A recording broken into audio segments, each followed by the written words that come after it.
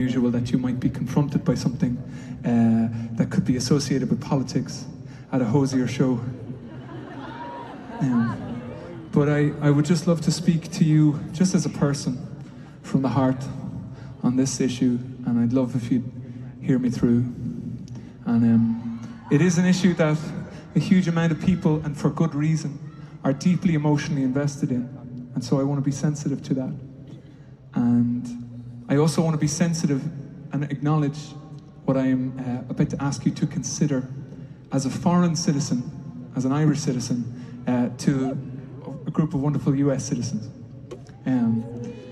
But I come from a small island just off the coast of the Atlantic that faced centuries and centuries, hundreds and hundreds of years of violence, of sectarian violence and terror and occupation.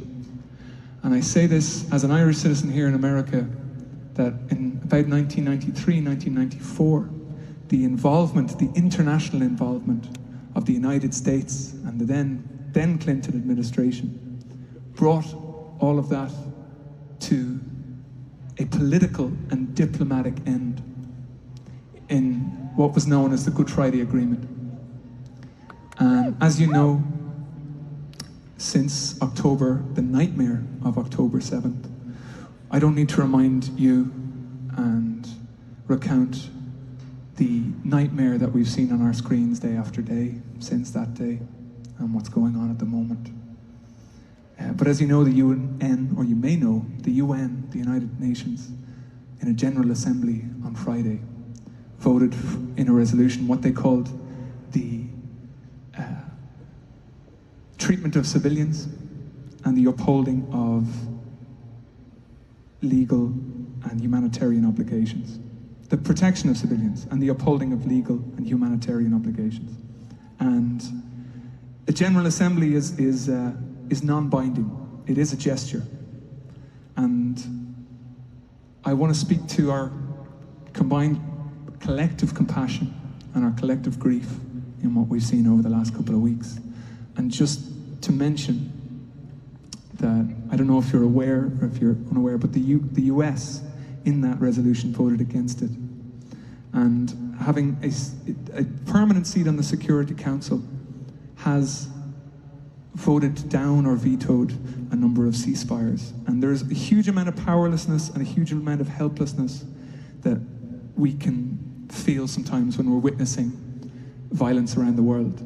But I just want to say, as somebody who has enjoyed peace in his lifetime, was raised on an island of relative peace as a result of international involvement, I believe that our representation, the people who represent us, can make a difference, and international involvement can make a difference.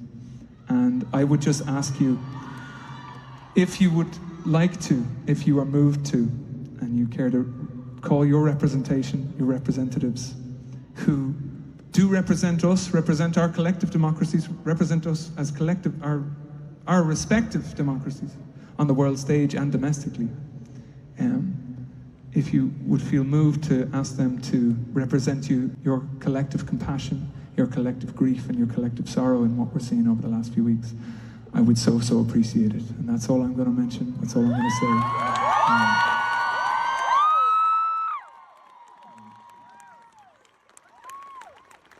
And if you join me in reaching out to your representatives and saying that you would love to see a ceasefire, I would so appreciate it. But that's all. Thank you for hearing me out.